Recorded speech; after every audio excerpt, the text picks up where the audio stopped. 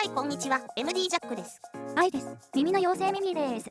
今回は、キウイイヤーズカルテット 2TT プラス 2BA モデルです。TD と BA が2個ずつってちょっと変わった構成じゃない？そうね、愛は初めてだわ。私も初めてだと思うよ。キウイイヤーズのモデルはカデンツァ、オーケストラライト、そしてカルテットと、このチャンネルでは3本目のレビューになるけど、どれも印象がいいね。じゃあ早速見ていこうか。はい。まずは価格だけど、だいたい16,000円ぐらいでミドルクラスになるかしら。ビギナーを卒業した人がちょっと背伸びして入手してみたい価格帯ね。チューニングスイッチ付きモデルで 2TT プラス 2BA をどう調整できるのか楽しみだわ。パッケージ内容はこんな感じ。必要最低限にケースがプラスね。バンド類アピは3種類。測定して比較してみたので後ほどね。ケーブルは OFC 銀メッキケーブル。これはリケーブルしたいかな。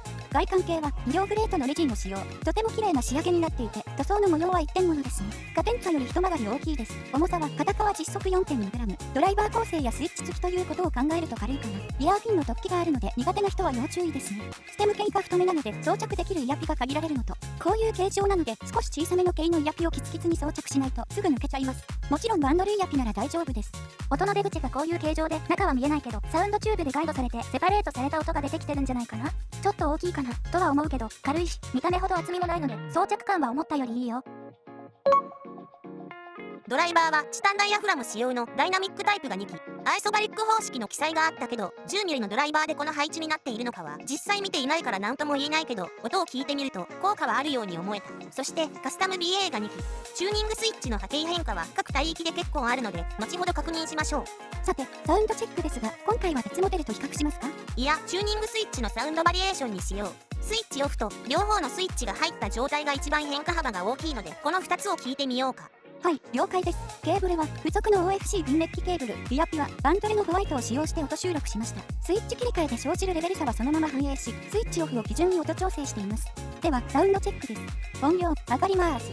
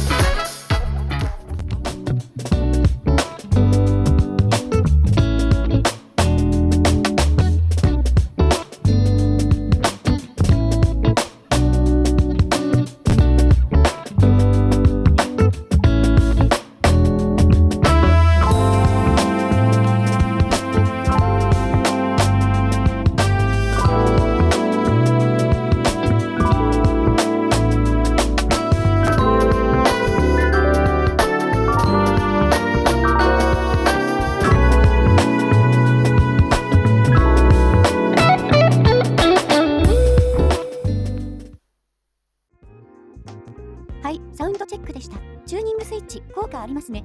では、バンドルイヤピの比較波形から見てみましょう。2つのスイッチはオフの状態です。広域の出方に少し変化があるようですね。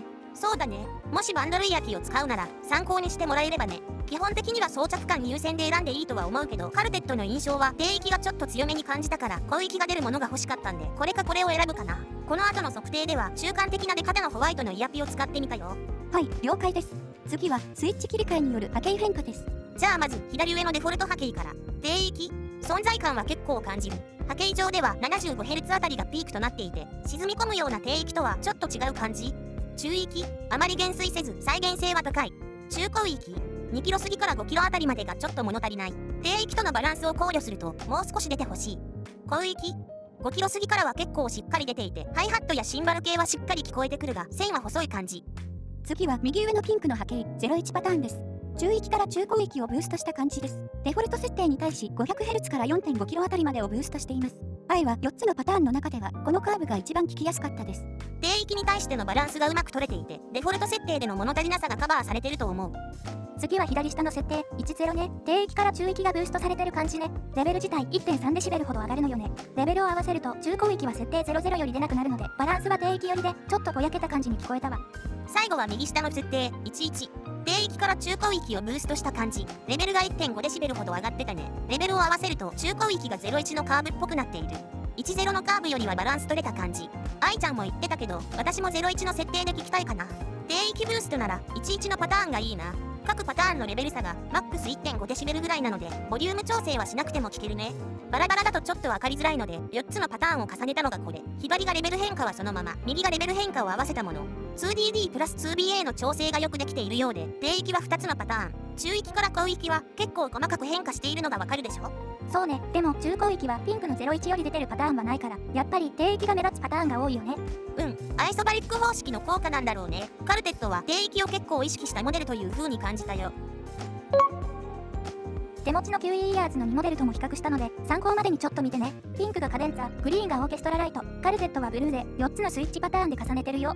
あまり細かくは見ないけど、全体的に低域が強めで中広域が弱めなのがわかるかな。